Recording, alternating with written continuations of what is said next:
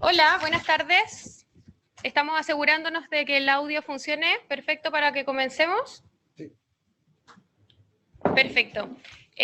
Bueno, yo soy Camila Gotelli de Hospital Digital, enfermera, y vamos a dar inicio a la primera jornada de capacitaciones para la red de urgencias y también de APS, organizada por la SOCHIMU en conjunto con el Ministerio de Salud a través de Hospital Digital. El día de hoy tenemos al doctor Yuk Ramon Kong, quien es médico urgenciólogo y directivo de la SOCHIMU, y nos va a presentar hoy día el tema de manejo en urgencias del paciente sospechoso de COVID-19 y sus criterios de ingreso. Así que le damos la más cordial bienvenida a todos los participantes y también al doctor, que hoy día nos va a exponer una clase muy interesante, ya que todos como profesionales de la salud debemos estar informados en esta contingencia nacional que estamos viviendo en lo que respecta a salud pública.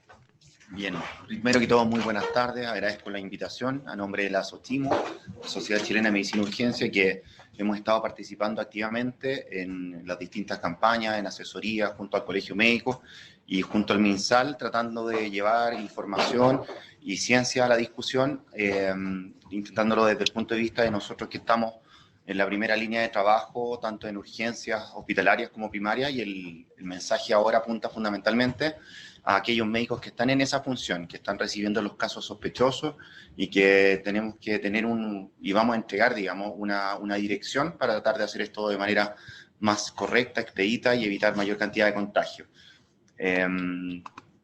Primero que todo, la Sociedad Chilena de Medicina y Urgencia y yo no tenemos conflictos de interés con ninguna entidad privada. Y para poner en contexto, hoy día mismo el presidente de la República ha corroborado alguna información, entre ellos que en el mundo ya tenemos 180.000 casos comprobados de COVID-19, llevamos 7.400 muertos, y en Chile tenemos al día de hoy 238 casos totales, de los cuales solo hay 8 pacientes en UPC, y aún no tenemos muertos. Esto tiene mucha relación con el comportamiento de la enfermedad, ya que se espera que para la semana que viene empecemos a ver decesos y más pacientes críticos, ¿cierto? Hoy día mismo, mientras estaba camino a presentar, el presidente anunció este estado de excepción constitucional de catástrofe, que es relevante para nosotros como manejo médico entender las circunstancias país, porque esto va a cambiar el enfrentamiento, la manera de desplazamiento y el tipo de flujo, los aislamientos y todo lo que conlleva nuestra parte desde el punto de vista profesional. Entre las cosas que se destacan en los puntos y el comunicado que dio el presidente, fundamentalmente está que se van a limitar el libre circulamiento de las personas, van a haber cuidado con los traslados, van a haber garantía de las cadenas de producción, van a haber protección de las fronteras, entre otras cosas, y estamos a la espera nosotros de lo que hemos venido planteando a través del Colegio Médico, del lockdown, que fundamentalmente es el cierre del comercio y mantener solamente los servicios estrictamente necesarios, como los servicios hospitalarios, como los servicios de salud, no solo hospitalarios, sino primarios, y las cadenas de abastecimiento, las fuerzas de orden y las militares, que en este caso van a prestar servicios por los próximos 90 días, a comenzar en la madrugada del día de mañana, a las 00 horas. Bien, partiendo, van saliendo dudas, ya que las fases que han ido avanzando esta enfermedad han ocurrido de manera muy rápida. Hemos pasado de casos controlados con trazabilidad a estar en fase 4, en donde la trazabilidad se ha perdido. Sin embargo, la definición de casos sospecha y contacto aquí es clave, y en ese sentido, lo primero que tenemos que saber es quiénes son sospechas y quiénes son contactos. Hasta el día de hoy, los casos sospechas siguen siendo aquellos que hayan tenido viajes en los últimos 15 días a los lugares destinados como de alto riesgo, entre los que se encuentran fundamentalmente el día de hoy Italia, España, Francia, también del Medio Oriente como Irán, Corea, China, y en Sudamérica los que nos están ganando en casos al día de hoy es Brasil, y a su vez Estados Unidos no está dentro del plan MinSal, pero ya ha declarado estado de catástrofe y tiene muchísimos casos, por lo cual no deja de ser considerable también incluirlo dentro de los países de riesgo. En los casos contacto son dirigidamente quienes viven y conviven con estos casos sospechas bajo el mismo techo o que han compartido actividades laborales, o en los casos que se han suscitado por la prensa, por ejemplo, de viaje en avión, son hasta 2 filas adelante y 2 filas atrás los que se han considerado contactos directos. Esto es por el radio de que puede alcanzar el virus. que sea determinado hasta un radio de 2 metros o hasta 4 metros si es que se aeroliza, pero en el fondo esa ha sido la definición actual. Entender que las definiciones y planes de acción van a ser dinámicos. Lo que yo estoy hablando hoy día puede cambiar mañana, y esto es de acuerdo a lo que se vaya planteando desde el gobierno y lo que nosotros hemos ido también asesorando desde el punto de vista científico. ¿Quiénes deben consultar? Y aquí ya partimos en la duda básica que se plantean todas las personas que me comentan por redes sociales, que nos comentan los colegas, los familiares. Fundamentalmente, y esto está en la página del MinSal, todos pueden llegar a ella de manera sencilla, plantea que hay 3 síntomas cardinales, y estos son fiebre alta, sobre 38 grados, paciente con tos y paciente con dificultad para respirar, con síntomas distintos a un resfriado. Es importante que teniendo estos 3 síntomas el paciente debe acudir al médico, porque como les reitero, hoy día la trazabilidad se ha perdido y inicialmente era muy fácil reconocer desde dónde venía, de dónde había viajado, si había tenido contacto, pero hoy con la cantidad de casos y en fase 4 es mucho más difícil, por lo tanto se recomienda acudir al médico. Sin embargo, desde el punto de vista, desde la urgencia, y es quienes deben acudir a urgencia, son fundamentalmente aquellos que estén con sintomatología por sobre la leve, vale decir, dificultad respiratoria, requerimientos de oxígeno y descompensación de alguna patología de base. Estas 3 características son las que nosotros consideramos desde el punto de vista de medicina de urgencia, país, que debiesen acudir a urgencia. Los otros tenemos que idear la manera de que sean o a través de APS o consulta para no sobrepoblar los servicios de urgencia que hoy se encuentran a capacidad máxima, colapsados y sufriendo hacinamiento en sus salas de espera, producto de la incertidumbre que se ha generado en la población al querer recurrir por síntomas, por muy leves que sean. Y en este contexto, nosotros estamos enfrentando el movimiento de población de manera muy agrupada y de golpe a las urgencias, se han denominado oleadas. Y estas oleadas fundamentalmente van a llegar al servicio de urgencia de manera desordenada, sin medidas necesariamente de protección, sin mascarilla, sin las medidas de contacto, se nos van a presentar de manera espontánea. Y aquí es donde nosotros, desde el punto de vista de la emergenciología, hemos planteado una redistribución de flujos desde el comienzo. Y esto vale decir, se presenta un paciente a la admisión con sintomatología respiratoria e inmediatamente cada servicio del país, ya sea primario o hospitalario, por de baja o alta complejidad que tenga, debe tener divididos los flujos. Y esto es clave, y en esto quiero ser enfático. Dividir los flujos implica que todo paciente respiratorio debe tener un flujo distinto de circulación que el resto de los pacientes que se van a seguir presentando. Entendemos que van a seguir habiendo patologías no COVID o no respiratorias. Vamos a seguir teniendo pacientes quirúrgicos, pacientes gastroenterológicos, neurológicos, cardíacos, coronarios, neurológicos. Todo esto, nosotros lo que tenemos que hacer desde el punto de vista organizacional de la urgencia es dividir los flujos. Y esto va a depender de cada realidad nacional, porque en este minuto estamos comunicándonos con médicos generales de zona, médicos en todo Chile, en distintos lugares, que no van a tener una capacidad gigantesca de poder dividir la urgencia, de abrir una segunda urgencia. Lo que aquí hay que hacer es, fundamentalmente, y una de las políticas que se ha tomado en los centros más grandes, es cerrar centros de consulta electiva y utilizar estos centros de consulta electiva aledaños a la urgencia como vía de paciente respiratorio. Eso es en una primera instancia que lo óptimo sería que comenzara desde la admisión, ni siquiera desde el triage. El paciente se presenta a admisión, ojalá una admisión que haya un clínico o que sea un triage asociado a la admisión, en donde se le pueda entregar una mascarilla a ese paciente y se le diga, usted por qué consulta, por tal y cual, y el triage inmediatamente, ya con esa mascarilla, sea capaz de derivar, ¿cierto? Entendiendo de que es difícil el planteamiento de un triage en admisión en todos los lugares, pero sí es posible hacerlo de manera continua, y desde que la admisión se entregue una mascarilla de manera profiláctica a estos pacientes respiratorios, y luego derivar a través de triage a la unidad donde más corresponda, porque también vamos a tener pacientes graves respiratorios, y ellos va a ser muy difícil que hagan este flujo externo sin que pasen al box de reanimación, por ejemplo, si es que viene una falla catastrófica. En esos casos hay que abordarlo de acuerdo a su gravedad. Lo que yo planteo inicialmente es de acuerdo a su sintomatología inicial, para separar flujos, ¿sí? Bien, hecho el hincapié en este punto, que es clave. Es importante, a su vez, tener personal exclusivo para estos pacientes que están separados por su patología respiratoria. Y aquí, estos profesionales, ya sean enfermeros, técnicos o médicos debiesen tener exclusiva dedicación a pacientes respiratorios, porque ellos son altamente potenciales portadores de COVID o contagios de COVID posterior a la atención, indiferente de que nosotros tomemos todas las precauciones. Nosotros sabemos y tenemos, a lo que me voy a referir más adelante, cuáles son las precauciones que nosotros podemos tener en términos de elementos de protección personal, pero no son en un 100% efectivas. También está el factor humano, también está el factor múltiple paciente y otros factores que no vamos a poder manejar.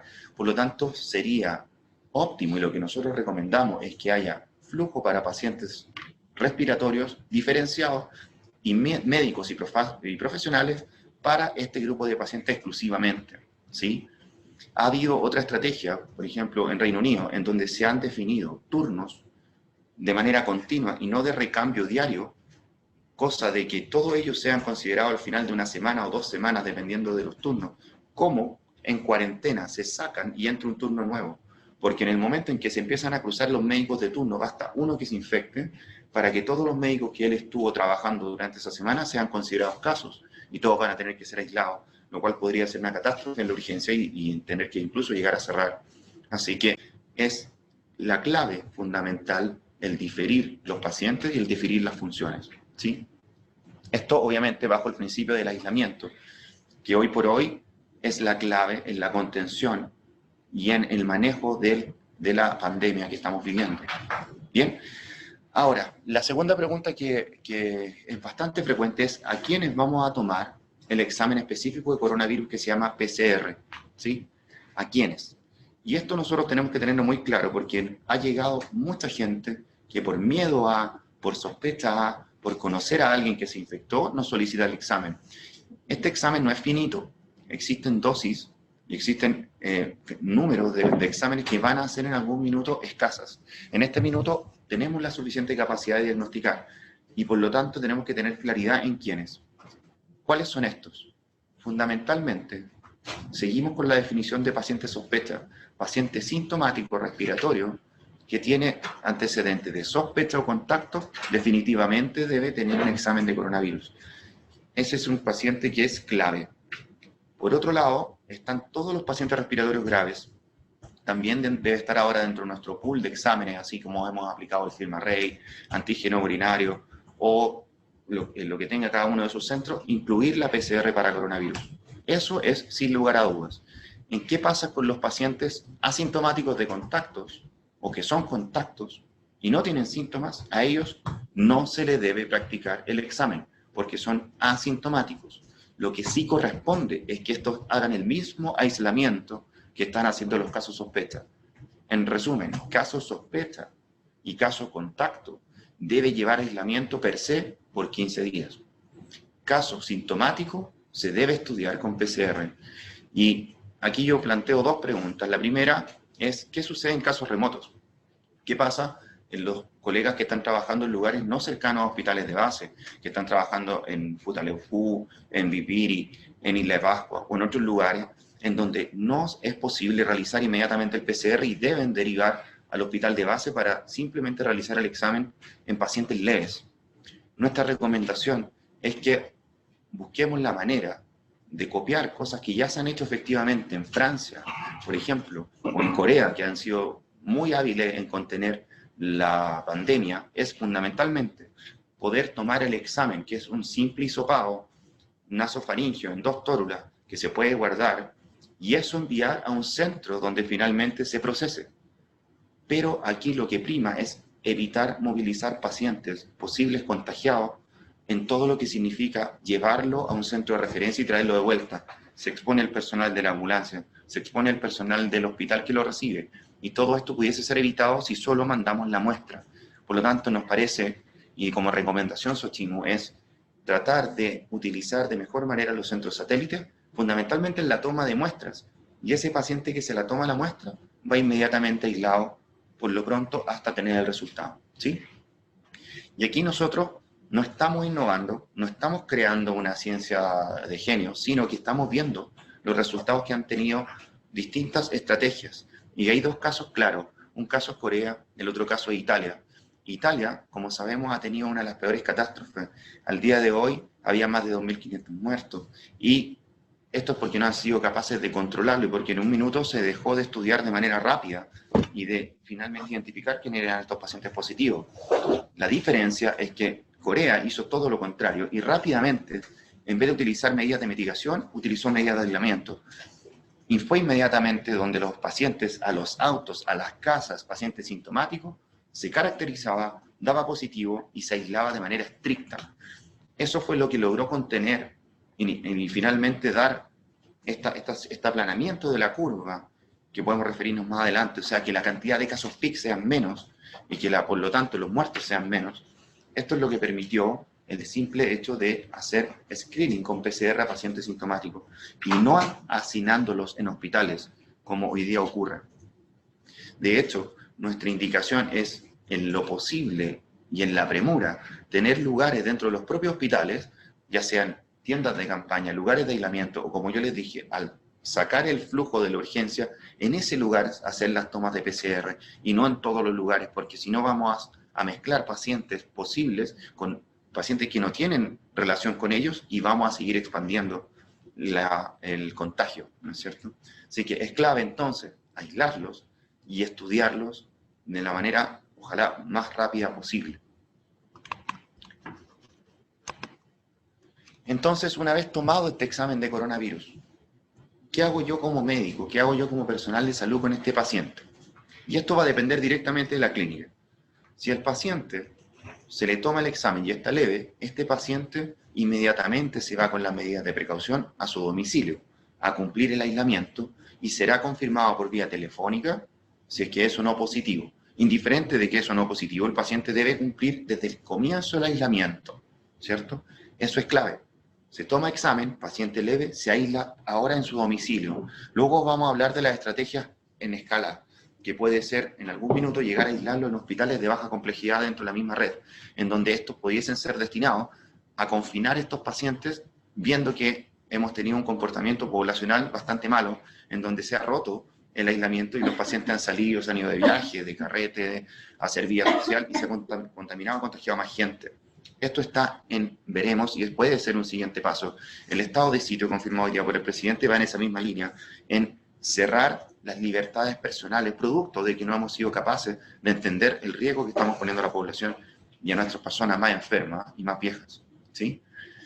En el caso, eso es para los casos sospecha.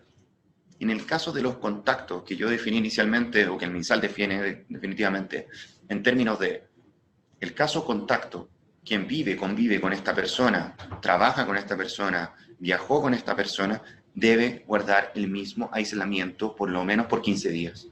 Si no es sintomático, como dije previamente, no requiere el examen. Por lo tanto, no vayan a buscar el examen a los hospitales, a los distintos lugares, porque ustedes son sospecha, o sea, son contacto, pero no tienen sintomatología. Basta con el aislamiento, ¿sí? Y esta medida ha sido efectiva, por ejemplo, en Suecia y en otros lugares. Para darle un ejemplo, en Suecia, los pacientes de 10 y 60 años, desde un comienzo, que fueran sospechas, se aislaban en sus domicilios y no se les practicaba el examen, porque sabían que el aislamiento era efectivo y porque la gente lo cumplía. Pero eso es cultural. Si ellos son capaces de hacerlo, perfecto. Nosotros ya vimos que no somos capaces, por lo tanto, tuvimos que tomar medidas rígidas. Y en este sentido, se justifica desde el punto de vista médico lo que se ha declarado en el estado de excepción, ¿cierto? Por último, caso contacto que presente síntomas, o sea, se infectó uno, tengo un contacto que vive con él, y resulta que ahora este sí presenta síntomas, bueno, ya no es caso contacto, ahora es caso sospecha. Y este caso sospecha sí debe ser estudiado. ¿Me explico? Reitero. Caso sospecha, aquel que ya tiene el diagnóstico, contamina a otra persona, contagia, y al contagiarse este tiene síntomas, este ahora es caso sospecha, y los que están alrededor de ellos son contactos, ¿sí? En términos estrictos, mientras eso no sucede, si hay un caso sospecha y hay un caso contacto, los contactos del contacto no son de riesgo. Llega solo hasta el contacto directo, ¿sí? Eso es clave.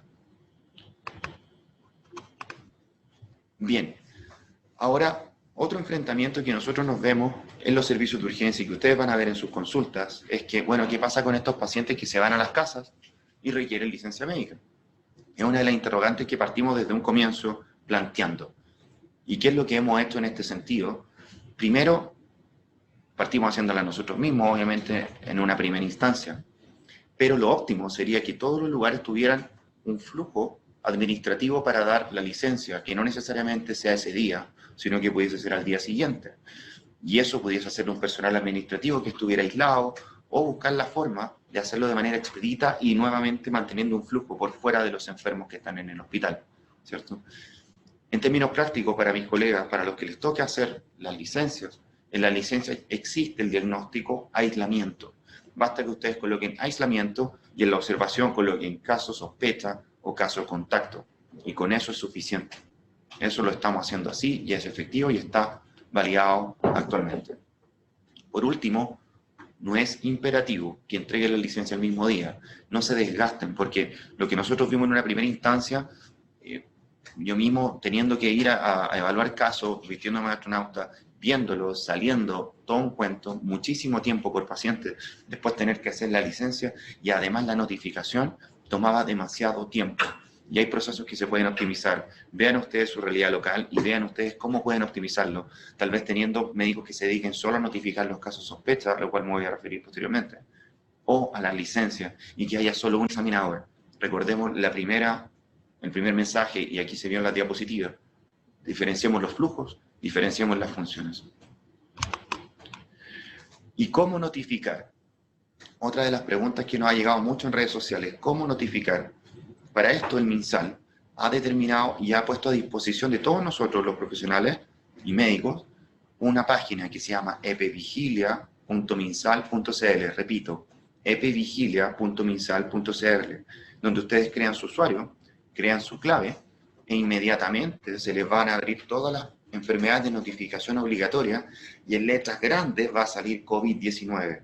Ustedes tienen que tocar eso, se va a abrir y va a salir un formulario. Ese formulario tiene múltiples preguntas.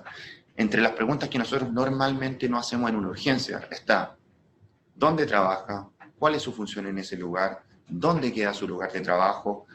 Y todo lo relativo a dónde viajó, si es que viajó. En este caso ya no necesariamente hay trazabilidad del viaje, pero originalmente salían los países, las ciudades, el tiempo en que estuvo, cuándo llegó a Chile, cuánto tiempo empezaron los síntomas, cuáles fueron esos síntomas. O sea, es un formulario extenso. Pero actualmente, como no hay trazabilidad y no necesariamente hubo viaje, puede que hayan ciertos ítems que van a quedar vacíos. Basta que usted certifique vía epevigilia.minsal.cl para que ese paciente usted lo dé de alta solo habiendo tomado el examen y habiendo dado tratamiento sintomático en los casos leves. No requiere comunicarse con MinSal ni con la Seremi, ¿sí? Este es un proceso que aliviana mucho tiempo y que se puede automatizar de manera mucho más rápida, y es lo que estamos viviendo actualmente en las urgencias grandes, ¿sí? Bien, he hablado bastante de la parte de los flujos administrativos, que es lo que me interesa de sobremanera que podamos aplicar en nuestras urgencias, porque hacer correctamente los flujos administrativos va a permitir que disminuya la tasa de contagio, sobre todo en los hospitales, que es donde estamos hacinando gente enferma. Recordemos, si usted va a una urgencia o a un hospital por una patología leve no respiratoria, una gastroenteritis, usted tiene riesgo máximo de infectarse mientras está en una sala de espera, si es que esta no está diferenciada y al lado suyo está sentado un paciente COVID-19. El único lugar donde usted tiene el mínimo de riesgo de contagiarse va a ser en su casa. Y por eso el mensaje a través de toda esta presentación es: aíslese. Si usted se aísla, tiene el máximo de posibilidades de no contagiarse, versus si usted va a un hospital donde hay gente enferma y hay gente COVID-19 diagnosticada, ¿sí? Recordar ese mensaje. Bien, ahora voy a pasar dirigidamente a cuáles son las acciones que nosotros como personal de salud debemos tomar dentro de nuestros servicios de urgencia o de nuestra asistencia al hospital. Y se ha hecho hincapié en que deben haber dos tipos de uniforme o utilizar dos tipos de ropa. No desplazarse a través de la ciudad con su uniforme clínico, el mismo que va a usar. Usted debe llevar una ropa, asegurarse de cambiarse en el lugar, esta ropa que usó en el lugar, guardarla en una bolsa plástica, cambiarse de ropa y volver a su casa y lavarla inmediatamente. Basta el detergente común para matar el virus. Recordemos que el virus tiene una cápsula lipofílica que se rompe con jabón y con detergente, por supuesto. Y en efecto, pese a toda esta histeria colectiva por el alcohol gel, el jabón y el lavado de manos es más efectivo. Si solo nos lavamos las manos con jabón, es más efectivo, ¿sí? Recalcarlo, porque dicho sea esto, ahora la gente se va a ir al supermercado a comprar todos los jabones, pero en el fondo eso es lo que tenemos que hacer, ¿sí? Por el otro lado, también hay una conducta respecto a los zapatos, y es súper importante destinar en este minuto 2 zapatos, uno para el hospital y uno para la casa. El zapato puede permanecer dentro de la bolsa, obviamente es difícil lavarlo a la lavadora, pero sí poder echar incluso un desinfectante que basta hacerlo casero, bastan 100 cc de cloro en 900 cc de agua y yo tengo un desinfectante efectivo para superficie. Por lo tanto, pudiese colocárselo a los zapatos y con eso eliminar la carga viral que pudiese traer del hospital, ¿sí? Medidas sencillas pueden hacer la gran diferencia y de no contagiar yo además a toda mi familia, porque entendamos que nosotros somos personal de riesgo y que podemos ser vectores de esta enfermedad, ¿cierto? Bien, y ahora pasando a los elementos de protección personal específicos.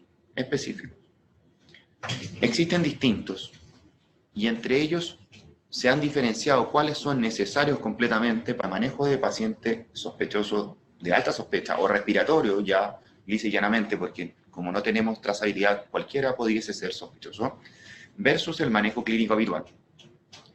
Basta con una mascarilla clínica con tiras, que esta sabemos que dura hasta 6 horas, y no la de elastiquitos que dura hasta 45 minutos. Basta una clínica con elementos de protección y un buen lavado de manos para no contagiarme si no me tosen directo en la cara. ¿Sí? Distinto es si yo me voy a enfrentar a una intubación o si la enfermera va a ir a tomar el hisopado nasofaringio, ella debe protegerse con visor, con mascarilla, con pechera. Nosotros de manera de reasegurarnos estamos utilizando toda esta medida. Mascarilla, visor, gorro, pechera completa, incluido mangas, guantes y no máscara N95, sino la habitual, y con eso hemos enfrentado a los pacientes. Obviamente esa es una manera mucho más segura, pero basta si es que ustedes no tienen en su servicio con la correcta mascarilla y con el correcto manejo de la unidad, la higienización de manos y todas las medidas generales que se han ido propuestos naturalmente. Ahora, en términos de manejo clínico, tenemos las terapias de acuerdo a la enfermedad. Recordemos que este es un agente que genera una enfermedad de naturaleza fundamentalmente respiratoria. Por lo tanto, las estrategias son bastante similares. Sin embargo, la oxigenoterapia es útil, obviamente, en aquellos pacientes que lo requieran, pero es controversial el uso de aerolización por nebulización y el uso de ventilación mecánica no invasiva. Se ha demostrado que no tiene grandes outcomes. Los outcomes positivos o los resultados positivos que se han visto son en aquellos que tienen CPAP o presión positiva continua en cascos que no existen en Chile. No estoy hablando de halos de guagua, sino que estoy hablando de cascos, que es algo que se está usando en NHS, en UK, en Reino Unido. Y que eso aparentemente ha tenido resultados positivos, pero también va a depender del paciente. Si es que es un paciente que tiene una capacidad o que tiene un pulmón muy restrictivo, no necesariamente va a ser positivo. Y el aerolizar el virus, que originalmente se transmite por gotas, puede infectar a toda la gente dentro del mismo sector si es que no está en una unidad a presión negativa. Y nosotros sabemos perfectamente que las unidades a presión negativa son escasas, ¿sí? Y por el contrario, lo que sí estamos recomendando es la intubación orotraqueal precoz. Si un paciente tiene el rango o requiere soporte ventilatorio clínico gasométrico, requiere un circuito de intubación y cerrado y prepararse para una intubación precoz. Y para prepararnos para esta intubación precoz, fundamentalmente el equipo debe tener, todo el equipo de la preparación debe tener las medidas máximas de seguridad por el riesgo de aerolizar, ¿sí? Máscara N95, visor, gorro, máscara completa, guantes. Con eso nosotros nos preparamos. Y de hecho, la Universidad Católica preparó un video, el cual me han facilitado y lo voy a compartir con ustedes, en donde explica... Vamos atrás.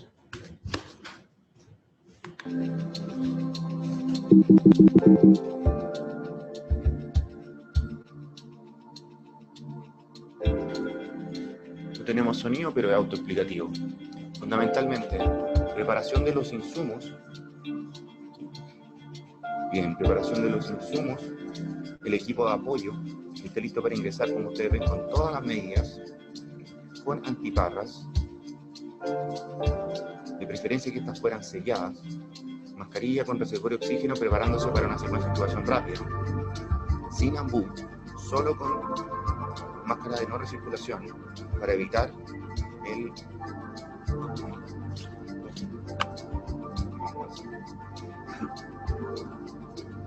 Y luego la intubación, la secuencia de intubación rápida,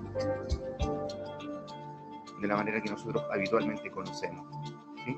Se infla el CAF y se conecta inmediatamente al ventilador, el cual ya va a tener previamente un circuito cerrado, como digo, para evitar que exista aerolización, y luego la confirmación con capnografía es más que suficiente. El manejo de los equipos después del uso es clave, y ese protocolo debiese estar en todos estos pacientes. O sea, no dejar el laringo en una mesita al lado, ni ninguna de esas cosas, sino mantenerlo todo con la mayor cantidad de higienización posible. ¿Sí? Bien. Ahora, dentro de la presentación me solicitaron ver a qué paciente yo debo hospitalizar. Ya vimos algunas partes del manejo de manera sencilla. No hice alusión a un cuadro de que es una carta que me la facilitó el doctor César Santis, médico intensivista y jefe técnico del Hospital Barros Luco, mi amigo personal. Me planteó y me dio esta carta en la cual quise mostrar. El doctor Gattinoni es conocido en la medicina intensiva a nivel mundial y él es muy dedicado a la ventilación. Y él ha planteado en esta carta algunos puntos claves. Y cuando este cuadro se presenta en su fase más crítica, que es en el diestrés respiratorio, se ha visto de que cuando nosotros partimos con ventilación a presión positiva, como dije inicialmente, que es controversial, no necesariamente da un buen resultado, sino que incluso pudiese dar un mal resultado. Lo segundo es que estos pacientes, los pulmones se vuelven muy rígidos y requieren una gran o un PIP elevado, o sea, una presión de final de expiración muy alta, lo cual se ha visto que ha tenido gran repercusión hemodinámica, por lo tanto va a ser necesario el uso de droga vasoactiva. Y por último, se ha visto de que no existe un gran beneficio de estos pacientes al ser pronados. Estos son aparentemente un tipo de estrés respiratorio al cual no estábamos habituados, y cabe destacar que estrategias como el ECMO, o sea, la circulación por vía intracorpórea, ha dado un resultado de efectividad de un 0%. Por lo tanto, en Chile, si nosotros llegásemos a necesitar ECMO para un paciente por COVID-19, ya sabemos por experiencia internacional de que el resultado va a ser 0 en efectividad. Así que pudiese ser una recomendación, y esta se la entrego a Sochimi, que debe evaluar la necesidad de llegar hasta el ECMO o no.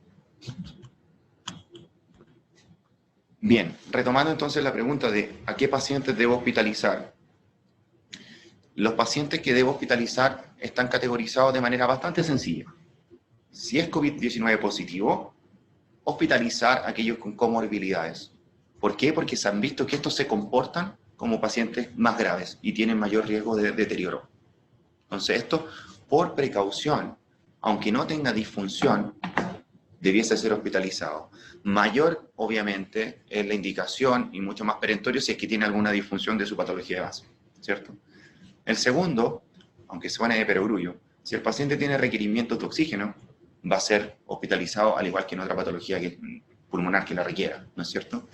Y por último, claramente, en aquellos pacientes que tengan requerimientos de soporte ventilatorio y de cuidado intensivo, va a ser ingresado de manera obvia, ¿sí? Ahora, hay realidades que ha visto enfrentado cuando ya es zona de catástrofe. Nosotros todavía estamos al inicio de la curva. Italia ya está en un lugar en donde su sistema de salud colapsó, sus UCI colapsaron, y comenzaron a implementar criterios de exclusión tales como no atender pacientes críticos mayores de 80 años. O sea, esos pacientes no ingresan a la UCI, se da medida de soporte, alimentación y se espera el deceso, ¿sí? Y nosotros pudiésemos entrar en esa curva si es que no tomamos las medidas simples y sencillas que se han ido planteando, como el aislamiento. Nuevamente, lo único que es efectivo realmente para frenar esto es el aislamiento. Bien, nosotros aparte tenemos en Chile la denominada conocida ley de urgencia, que es la ley 19.650. La ley 19.650 tiene ciertos criterios y que no corresponden todos los pacientes COVID a estos criterios. O sea, estos criterios van a seguir siendo los mismos que se han planteado para las otras enfermedades ventilatorias. ¿Cuáles son estos? Y es importante que los colegas lo sepan porque es su deber certificar si están en un servicio privado a FONASA, que tienen un paciente que cumple criterios. ¿Cuáles son estos? Hipoxemia con requerimientos de oxígeno, con una FiO2 mayor al 50%. Si es menor que eso, no cumple criterio de urgencia, y esa ley de urgencia será rechazada, ¿sí?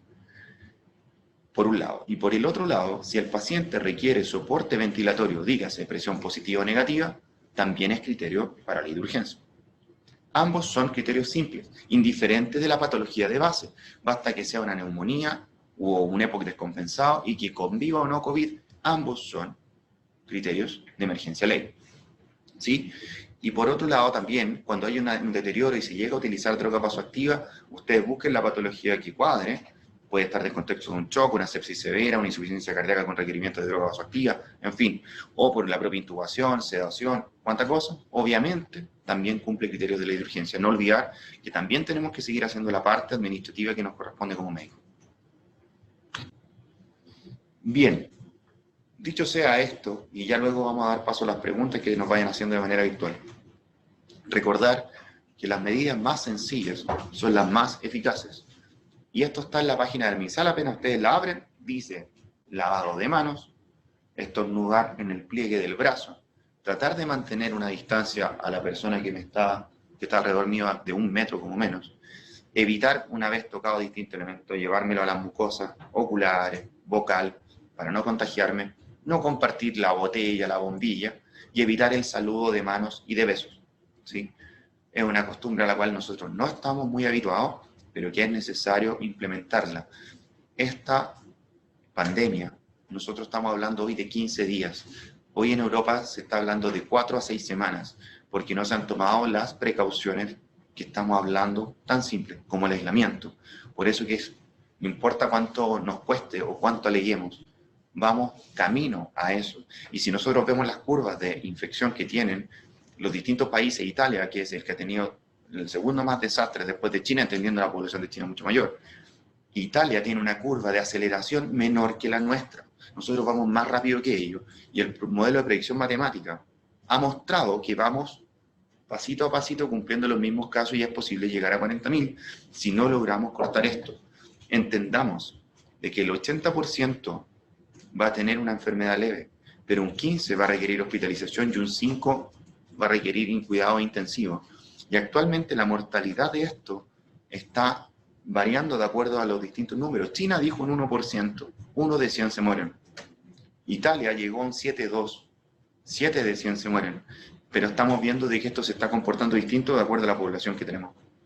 Así que es muy importante esto. Por lo tanto, el mensaje que quiero recalcarle a todos ustedes, tanto médicos, profesionales médicos, y aquellos que también nos están viendo solo para interiorizarse, es que se queden en sus casas. Lo único efectivo en el mundo ha sido que se queden en sus casas. Esto es una enfermedad que es colectiva y es súper importante, porque aquí el individualismo no sirve. Si yo me llevo todo el alcohol gel y los dejo a todos sin alcohol gel, eventualmente me voy a contagiar gracias a ello, porque yo lo dejé sin alcohol gel. Esto no me sirve que yo me salve solo y que yo me aísle solo. Si no nos aislamos todos y lo hacemos a media, el virus va a seguir avanzando. Y el pic no será hoy, va a ser en 2 semanas más, cuando dejemos y volvamos a salir de nuestras casas. ¿Se fijan? Esto es colectivo. Así que ese era el mensaje que quería llevarles hoy día en representación de la Sociedad Chilena de Medicina Urgencia. Estamos todos los médicos de emergencia comunicándonos de manera directa. Estamos en comunicación tanto los jefes de los servicios, jefes de programa de formación de médicos especialistas en urgencia. Hemos estado teniendo cada vez más llegada a regiones y la idea es que la información siga siendo traspasada de manera directa, de manera fortuita, para evitar todos estos conflictos, sobre todo mentales de no creer, de la incredulidad sobre la autoridad y sobre todo lo que ha venido sucediendo producto de lo que venía del estallido social. En este momento hay que dejar de lado por un momento la ideología y sentarnos directamente en salvar vidas. Una vez que las vías se salven, retomaremos nuestras vías normales y usted podrá expresarse como quiera, en la calle, protestando, no protestando, como usted estime. Lo primero hoy es salvar vidas. ¿Bien? Eso. Muchísimas gracias y ahora pasamos a las preguntas. Sí. ¿Puedes conectar acá? Dicen que se ven los dos. Sí, sí, pues.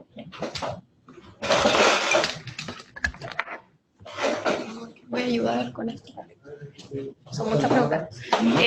Doctor, vamos a dar inicio a la ronda de preguntas. La verdad es que hay muchas preguntas en los chats. Así que, Carlos recopiló algunas para que las pueda ir desarrollando. Nuevamente, muchas gracias por el interés. Hay muchas preguntas, como dijo Camila, y vamos a empezar con la que se repitió más. Uso, efectividad, duración aproximada de las mascarillas. Y también preguntaron con respecto a esto mismo si el uso de mascarillas de género hecha en casa es útil. Bien, primero que todo, ha sido un tema bastante controversial y si ustedes ven, los médicos no andamos deambulando por ahí con mascarillas. Y la gente que trabaja en urgencia o en hospitales no anda deambulando con mascarillas. Y esto es porque hay un sustrato técnico detrás. Primero, si vamos a hacer diferencias por mascarillas. Las mascarillas comunes, desechables con elástico, duran no más de 45 minutos. ¿Sí? Entonces, si usted está en la calle y la está usando, se le va a echar a perder en menos de una hora. ¿Sí? Luego las con tiritas son más efectivas y pudiesen durar hasta 6 horas. ¿Sí? Esas son las que se utilizan, por ejemplo, en pabellón, las que usan los cirujanos cuando van a operar. Y luego están las mascarillas N95, que como yo dije en la presentación, nosotros utilizamos eso para exclusivamente medidas invasivas con un paciente que sabemos que probablemente es positivo, para intubación o para hisopado. ¿Por qué? Porque aquí hay riesgo de que a presión positiva el virus ya no se transmita por gotitas como se transmite actualmente, sino que se aerolice. Y eso sí pudiese penetrar mi mascarilla. Para una persona que tose, el enfermo y el que está al frente, basta una mascarilla para que no se contagie. ¿Sí? Las mascarillas de género, obviamente, no van a tener una cualidad suficiente para un caso particular en uso hospitalario, por ejemplo, no se justificaría en lo absoluto. Y yo creo que es más una tranquilidad mental para la gente que va por la calle que otra cosa. Pero no se justifica el uso de mascarilla y nosotros, en la práctica de urgencia al día de hoy, no tratamos pacientes con mascarillas si es que no son sintomáticos respiratorios. O sea, si alguno me consulta por un dolor abdominal, yo no me voy a poner mascarilla. Pues yo no tengo la psicosis de que tú me vas a contagiar porque no estás sintomático por mascarilla. Simplemente hay que saber dividir la agua. Y por lo demás, la autoridad ha sido bien enfática y han habido ciertas controversias, pero nosotros, respaldando al Colegio Médico y como Sociedad Chilena de Medicina de Urgencia, decimos que no es necesario el uso de mascarillas, salvo que usted esté sintomático o que se esté enfrentando a una persona sintomática respiratoria. Si usted va por la calle, caminando, y nadie está tosiendo, no tiene mayor sentido. Por lo demás, tampoco puede estar la psicosis de que queda en el aire, cuánto rato queda en el aire, puede quedar 4 minutos, puede quedar 10 minutos. Bueno, la verdad de las cosas es que no es la manera de enfrentarlo, porque, insisto, no es algo que sea un virus respiratorio de aire, sino que es de gotas. ¿Sí? Perfecto. En cuanto a lo que dijo de la separación de los servicios de urgencia. ¿A qué, perdón? A la separación de los Sí. servicios de urgencia.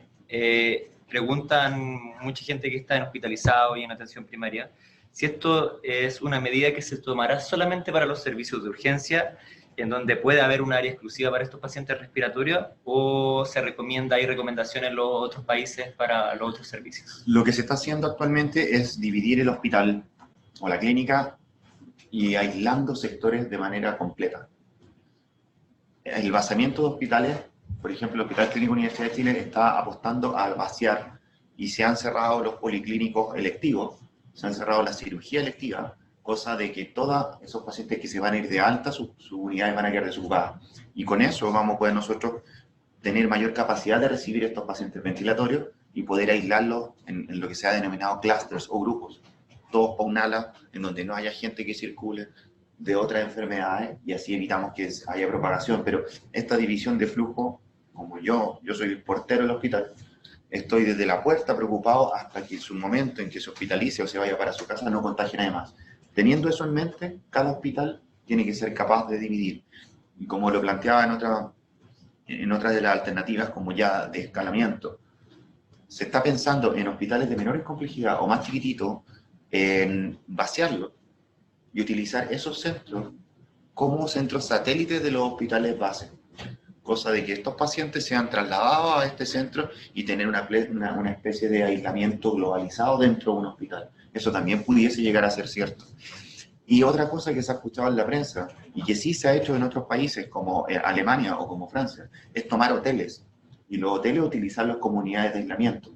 Porque, insisto, el aislamiento es pequeño, pero si yo cierro ciertas alas, y obviamente la capacidad hotelera disminuye un montón. Entonces, es darle uso. Distinto es si es que se hace de manera gratuita, donde el Estado se empodera o se paga, eso es indiferente. Pero pudiese ser si es que acabamos, por ejemplo, con las camas. Porque imagínate, si tenemos 40.000 casos, que pudiese ser un pic, si el 15% va a requerir hospitalización, o sea, el 20%, vamos a tener una capacidad, o sea, una incapacidad de absorber toda esa demanda en los hospitales.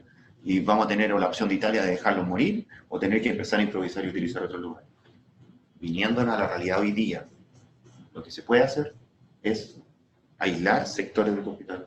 Y ojalá tomar el examen no en la urgencia, ojalá tomarlo fuera, o en el estacionamiento, da lo mismo, fuera. O que esas personas, si no puedo dividir mi sala de espera, y eso es clave, dejar la sala de espera separada o que espera afuera. Ya no se trata de ir a pensar mal de mí, sino que estoy evitando de que alguien adentro se contagie. Y eso hoy día es el punto más clave, es separar las aguas con acomodo de lugar. Perfecto. ¿Qué pasa con los pacientes ya hospitalizados, que no han tenido patología respiratoria? ¿Se asume que pudieran estar expuestos en algún otro momento, o esos pacientes hospitalizados que no tengan patología respiratoria, pero que hayan tenido un contacto con familiares, se les tiene que tomar en hospitalizados? No necesariamente, porque si ese familiar, vamos de nuevo a ir a la definición básica para no enredarnos, si ese familiar no tiene sintomatología respiratoria, perfecto. Pero pongámonos en el peor de los casos. Ese familiar vive con un caso positivo coronavirus 19. Ese caso es contacto. Ese familiar debiese estar aislado, porque es contacto. No tiene por qué ir al hospital a visitar al enfermo. ¿Sí? Supongamos que rompe esto. Sería contacto de contacto. Y como yo les expliqué, el contacto de contacto no se le realiza el examen, a no ser que presentara síntomas, es contacto. ¿Sí? Ahora, si este paciente hospitalizado, que obviamente puede tener muy posiblemente un sistema de defensa disminuido, presenta síntomas respiratorios, y tenemos el antecedente de que alguien, vamos a hacerlo igual, pero porque es una situación muy específica, pero no es el caso que debiese ser 1 a 1, ¿cierto? Pero aquí es importantísimo, por lo mismo, cumplir el aislamiento. Caso sospechoso y contacto no debe circular. Y por lo menos, o sea, y en ningún caso acercarse a un hospital, salvo que presentara sintomatología respiratoria crítica, como la que yo les planteé. Ahogo, sensación de que se está yendo todas las pailas, de que ya no me siento bien. Bueno, ahí que vaya el juicio. Resfrío, moquito. Doctor, en el chat se repite mucho lo que habló sobre las comorbilidades. O sea, como qué comorbilidad en específico tenemos que considerar para considerarlos como criterios de hospitalización. Sí. Han habido diferentes definiciones. Obviamente los pacientes pulmonares crónicos van a tener mayor capacidad de descompensación. ¿Sí? Los pacientes hepáticos, aquellos que han fumado toda su vida, pacientes asmáticos pueden tener mayor hiperreactividad, pacientes diabéticos se ha demostrado que tiene mayor correlación, pacientes obesos mórbidos también pueden ser, y pacientes, por ejemplo, insuficientes cardíacos, en donde tienen una capacidad de reserva menor, pudiesen ver también afectada su función. Pacientes inmunosuprimidos por definición, o que están en tratamiento inmunosupresor, siempre van a ser pacientes de riesgo. ¿Ya? Yo creo que esos son los grandes grupos que nosotros tenemos que abarcar. Perfecto. También se repitió bastante el punto de la aerolización. No se recomienda en ningún caso las nebulizaciones, incluso en pacientes, se ponían los casos de pacientes asmáticos, etcétera. En general, una nebulización o ese tipo de cosas. Ahí entramos en un conflicto, porque si yo llego un paciente con una crisis asmática, que me puede pasar ahora o más rato, obviamente mi tratamiento debe primar por sobre salvarle la vida, que pensar en que él es COVID-19. Por lo tanto, en ese caso, El clínico lo que debe plantearse es, estoy enfrentando a un paciente con una condición y sospechar que pudiese además ser contagioso. Por lo tanto, uno trata al paciente, trata la condición y toma todas las precauciones posibles para no contagiarse el resto de las personas de su unidad. Obviamente ese paciente se le va a tomar el examen y si tenemos premura, podemos tener el resultado en 3 horas, que son los más rápidos. Pero actualmente hemos visto que en horario inhábil, o después de las 5 o los fines de semana, se hacen de manera externa y puede estar al otro día o al día siguiente y ya contagiaste a todo eso. Díganme más. Hay muchas preguntas, la verdad. ¿Cuál es la recomendación para el tratamiento farmacológico, entendiendo que algunas vías de administración no están recomendadas? Y lo mismo también asociado con el uso de antiinflamatorios, que ha hecho mucho revuelo social, Sí. si es que hay algo evidenciado. Sí, ha sido súper controversial el uso fundamentalmente de ibuprofeno. Las recomendaciones son de acuerdo a la patología. Si un paciente tiene un resfrío o tiene una gripe, basta un antipirético para que, y medidas de hidratación, de alimentación, y utilicen lo que quieran, palto o miel. Eso no es relevante clínicamente, sino que es sintomático. El cuadro se va a comportar el 80% como una gripe, un resfrío habitual. Por lo tanto, bastaría con paracetamol, ¿sí? Ya que está la controversia y no hay una claridad, digamos, a nivel consensual al respecto, yo preferiría evitar el uso de ibuprofeno o de AINES, por lo general. Por lo tanto, pudiésemos utilizar otras variantes, como paracetamol. Y alguien me puede decir, ¿y si es alérgico al paracetamol? Si el miedo de todos, si es alérgico al paracetamol, podríamos usar otros, como la dipirona, que no es francamente un AINES, por lo tanto, pudiésemos utilizarlo si lleva un muy buen antipirético. Entonces, con eso manejaríamos los síntomas, más las medidas físicas, las medidas alimentarias y el aislamiento. Esa es la clave. Después, si nos vamos a cosas específicas, o la típica pregunta de la persona que no sabe y que siente dolor de garganta y empieza a tomar amoxicilina, que es súper común, no tiene ninguna relevancia la amoxicilina. La amoxicilina es un antibiótico, no es un antiviral. Biótico, bacterias, no viral, no tiene sentido. Y no tiene sentido tampoco las nebulizaciones, si es que no sea asmático, y todo ese tipo de cosas. Basta con lo simple aquí para resolver y aislarse. Nada más, aislarse. Perfecto. También llegaron varias preguntas de atención primaria y el manejo de un poco de las medidas de aislamiento que ya más o menos la hemos hablado, pero enfocado en la atención de urgencia. ¿Qué pasa en las salas de espera, en los centros de atención primaria, donde probablemente tengamos bastantes casos sospechosos y cómo manejar las redes de atención primaria? Exacto. La atención primaria no dista mucho de la atención terciaria, atención de urgencia. Distinto, hay que dividir dos cosas, lo que sería un SAPU, que es un centro de atención primaria de urgencia, a lo que es una consulta esporádica. El SAPU debiese tomar las mismas medidas que tomaríamos en una urgencia terciaria o más grande como la que son los hospitales de referencia.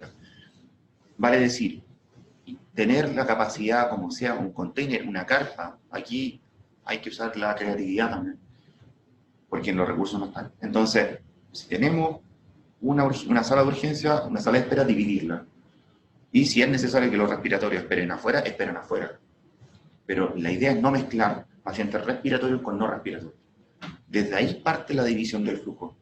Y si tengo 2 médicos, como lo tienen los SAPU o uno, es muy difícil poder llevar a cabo el plan que yo estoy planteando de decir dividamos las funciones.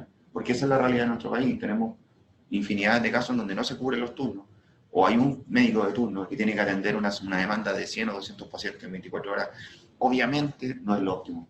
Y en ese caso, nosotros también hemos tomado la siguiente conducta, que es tener la capacidad del triage, ojalá un triage clínico, vale decir una enfermera de alta experiencia o un médico, de derivar a sus casas a aquellos pacientes que consideren que no requieren atención médica de urgencia, porque no va a ser posible absorber toda la demanda. O sea, si la persona sigue preguntando porque hace un mes le duele la guatita, y va a la urgencia por eso, decirle, señora, usted puede estudiar su ambulatorio, sus signos vitales están perfectos, su cuadro no impresiona crítico, estamos en una situación de emergencia. Aquí, insisto, la satisfacción usuaria no va a ser la mejor, pero sí tenemos que entender de que esa persona corre más riesgo en esa sala de espera, producto de que se puede contagiar en su casa y atenderse ambulatorio. Va a haber una segunda pregunta. Los policlínicos están siendo cerrados, los de atenciones ambulatorias y electivas. este no es el minuto para resolver cosas que se pueden resolver en 1, 2, 3 meses más. Las únicas cirugías que están siendo electivamente realizadas son las oncológicas, porque finalmente hay tiempo por medio, ¿sí? Pero el resto son cirugías de urgencia, oncológicas, y se acaba. Porque estamos todo el servicio sanitario a nivel nacional enfocado en esto, en esta crisis que se nos viene. Por lo tanto, también la colaboración a los pacientes, a la gente en sus casas, a no consultar a urgencia por dudas. Las dudas, existe Salud Responde, las dudas, existen nuestros chats, nuestros mails, nuestros Twitter. Hay una campaña de médicos que estamos todos por Twitter respondiendo preguntas en las ciudades. Está el Twitter de Sochimu, @Sochimu, está mi Twitter que es @Dr.Ponce_CL. O sea, estamos por todos lados, todos queremos aportar para evitar el colapso, porque yo veo desde la urgencia, yo trabajo en la urgencia, soy jefe de turno, y me llegan este colapso, me va a llegar en cualquier minutito, y ¿qué hacemos? Y eso es lo que estamos teniendo que realizar. Y la atención primaria absorbe gran parte de la atención de este país. Por lo tanto, para ellos me apoyo, y si tienen dudas o si tienen dificultades y quieren hablar con emergenciólogos, que se comuniquen con nosotros, están los links, están los Twitter, estamos ahí para ayudar. En cuanto por el tiempo, seleccionamos 2 preguntas más. Perfecto. La primera pregunta que voy a hacer es en cuanto se hablaba muy poco de qué hacer en caso de recién nacidos, pacientes neonatales, en general, ¿es el mismo manejo? ¿No hay mayores cambios en lo que se debe hacer en un adulto? ¿O hay algo que se recomiende? Mira, lo que se ha demostrado hasta ahora, en los pocos estudios de casos que hay, es que la verticalidad de la infección es prácticamente nula. O sea, una mamá enferma no traspasa a su recién nacido. Eso es prácticamente nulo. Luego las precauciones son las mismas. Caso sospecha, caso contacto. Siempre vamos al mismo algoritmo. Y entender que esta es una patología que ataca fundamentalmente pacientes sobre 60 años. O sea, a diferencia de que nosotros siempre segmentamos los menores de 2 años, por ejemplo el BRS y entre otros virus, y los mayores 60, este ataca duramente a mayores 60. Por lo tanto, un niño, un neonato lactante, tiene un menor riesgo de desarrollar la patología de manera crítica. O sea, si la va a desarrollar, va a ser un resfriado posiblemente, o una gripe, pero no mucho más que eso. Y el otro día una mamá me hacía una consulta por Twitter, me preguntaba, ¿qué hago? Tengo a mi guagua con moco. Mi guagua tiene 4 años, mi hija tiene 4 años, y en realidad no ha ido al colegio porque está sin clase, empezó con moco. O sea, entendamos de que también van a haber resfríos por cualquier virus, rinovirus, por lo que sea. Y ahí yo le planteé lo siguiente, porque insisto, esto es dinámico, esto puede cambiar en un ratito más. ¿Qué va a pasar? Yo digo, ¿qué es mejor? Que usted se quede en su casa y lo puede tratar en su casa, puede con paracetamol, con líquido tratarlo, o quiere ir a exponerse a un hospital donde van a haber muchos más enfermos. Usted piénselo. Y ahí, en el fondo, uno tiene que tomar la decisión.